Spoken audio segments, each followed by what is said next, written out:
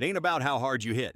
But today, we're hitting you with 20 shocking facts about Rocky, 1976, the underdog film that fought its way from poverty to Best Picture.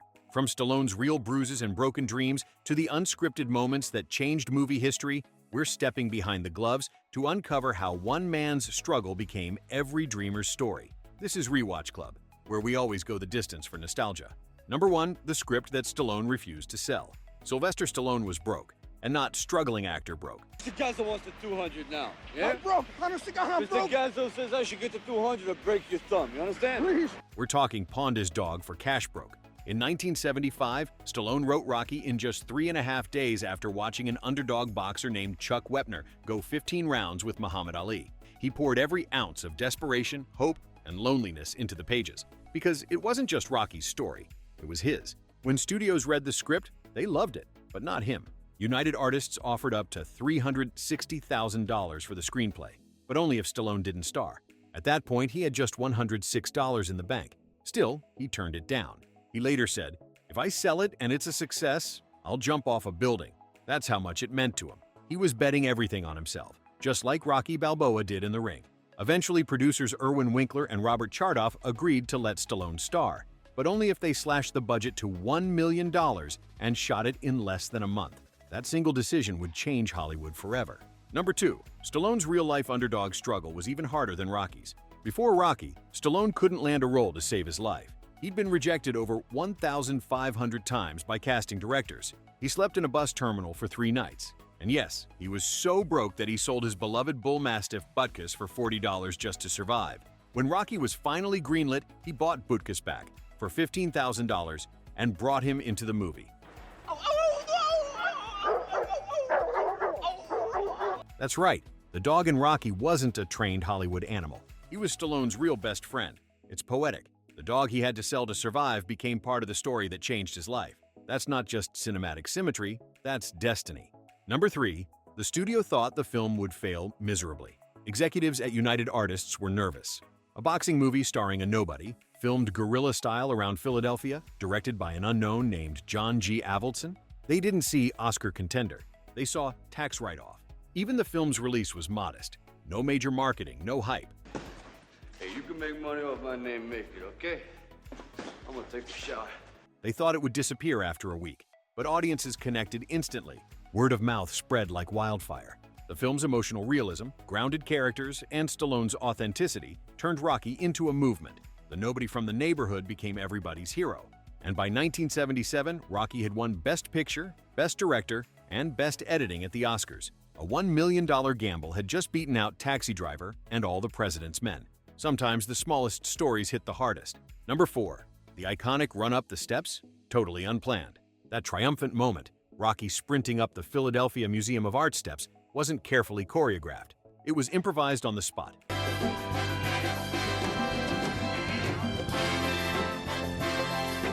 They didn't have city permits, expensive cranes, or even steady cams. Garrett Brown, a local inventor, offered Stallone a new stabilization rig he'd been experimenting with, something he called a Steadicam.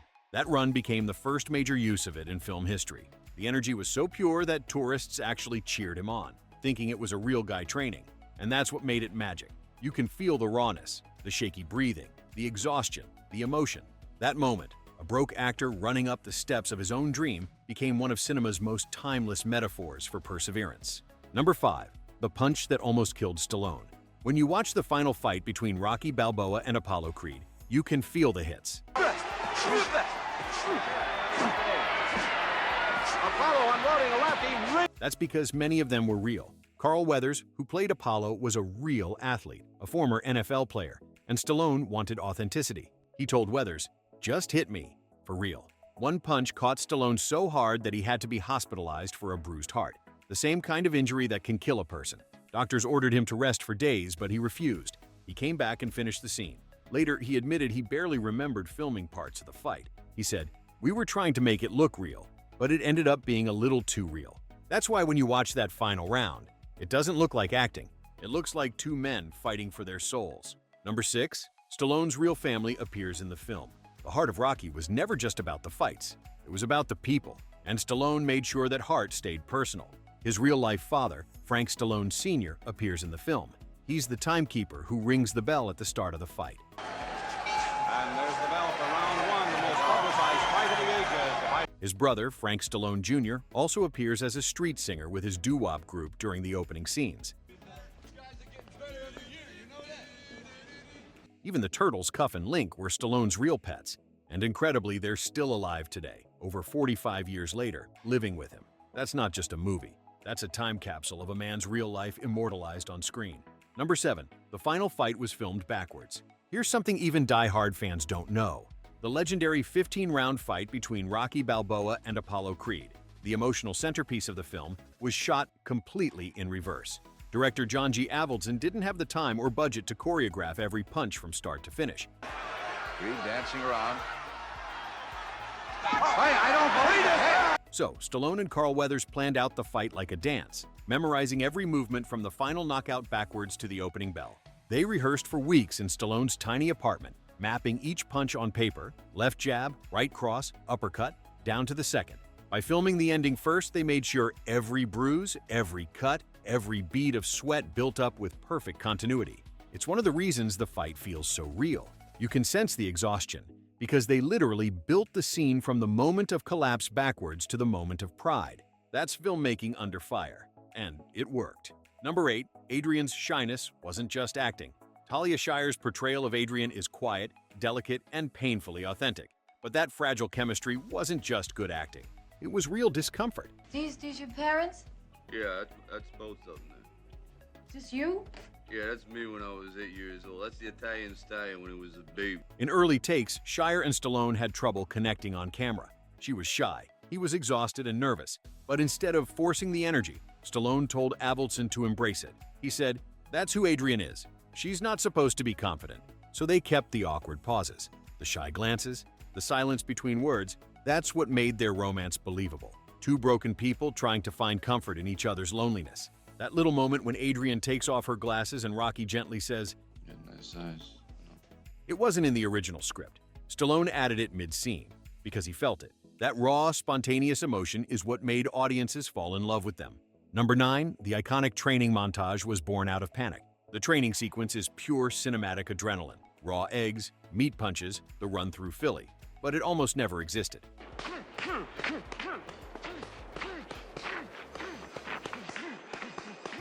Halfway through production, the filmmakers realized they couldn't afford to shoot extended gym scenes or multiple sparring sessions. So Stallone came up with a solution, a montage. He and Avildsen spliced together short bursts of training moments, stitched with Bill Conti's Gonna Fly Now, to condense Rocky's rise in minutes instead of hours.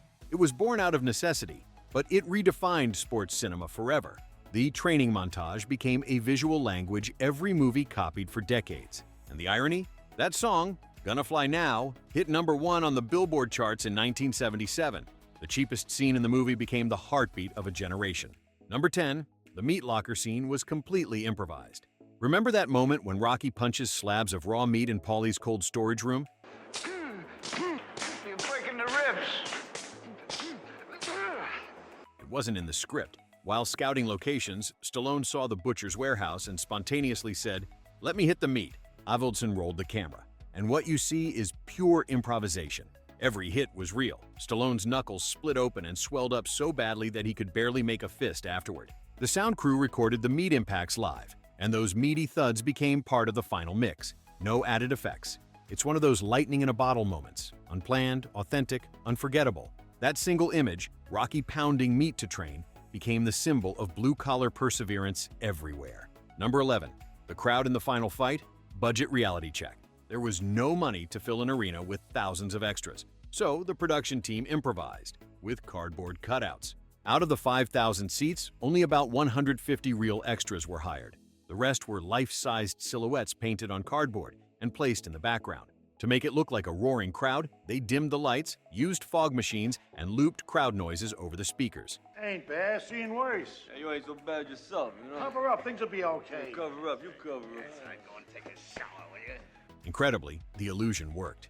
Even today, most viewers never notice it. It's proof that when money runs out, creativity takes over. That's the spirit of Rocky in one frame. Make it work no matter what. Number 12, Stallone wrote the script with no ending. When Stallone wrote Rocky, he didn't know how it was going to end. In early drafts, Rocky actually won the fight.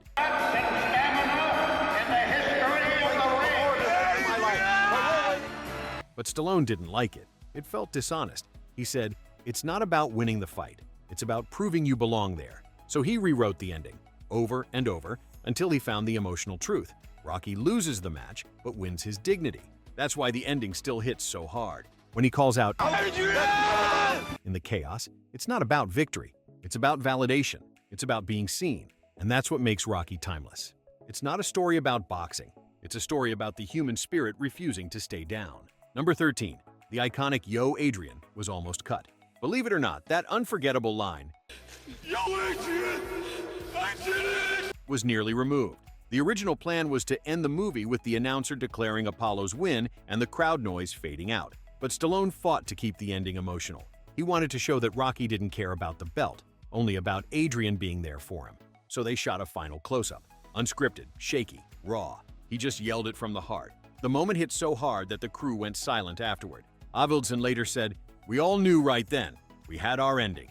That one improvised line became the soul of the movie, and decades later, it still gives fans goosebumps. Number 14. The entire film was shot in just 28 days. You might think a movie that won Best Picture had months of filming and preparation, but Rocky? It was made like a guerrilla indie project. They had 28 days, total. No reshoots, no second takes. Just 28 days to shoot the entire movie, including the fight sequences, street scenes, and all the emotional beats. Well, how about I wait here and you fight, huh?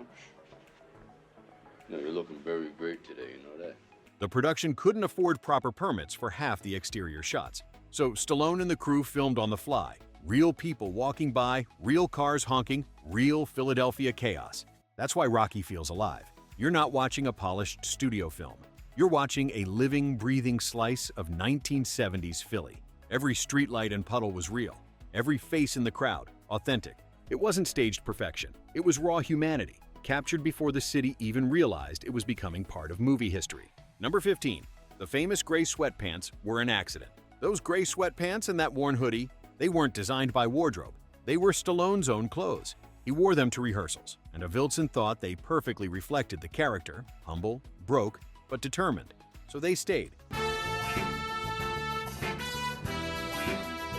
What's incredible is how those simple, everyday clothes became iconic. Today, that gray tracksuit is as recognizable as Superman's cape or Batman's cowl, proof that heroes don't need spandex. Sometimes, all you need is grit, sweat, and a little faith in yourself. Number 16. Burgess Meredith was cast out of desperation. Burgess Meredith, the gravel-voiced Mickey Goldmill, was not the studio's first choice. They wanted a younger, more marketable actor. But Stallone fought for Meredith after watching him perform in an old stage play.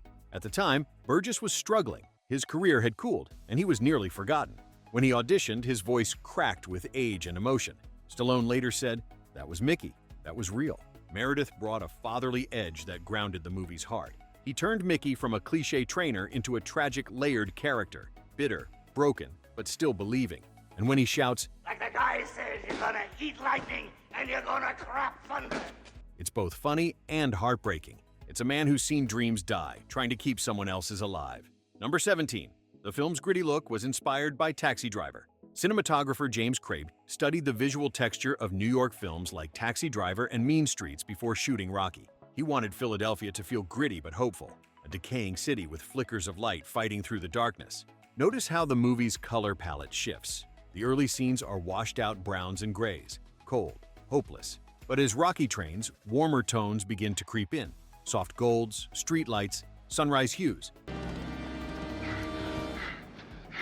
What's that, Burgess, huh? Whose truck is this? By the time he runs up the museum steps, the world literally looks brighter. That was intentional. The cinematography mirrors his spirit rising, a visual transformation from despair to determination.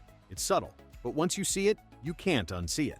Number 18. Stallone wrote the script like a love story, not a sports movie. This might shock some fans, but Stallone never saw Rocky as a boxing film. He said, if it was just about boxing, it would have died in the first round. He wrote it as a love story, between two lonely people finding meaning through each other. Rocky and Adrian are both outsiders, both invisible to the world. Together, they give each other permission to believe in themselves. That's why the final scene isn't about the championship belt. It's about two people who finally matter to each other.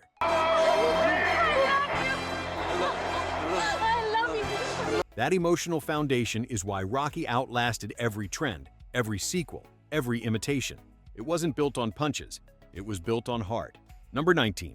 Stallone's life changed overnight, but he almost lost it all again.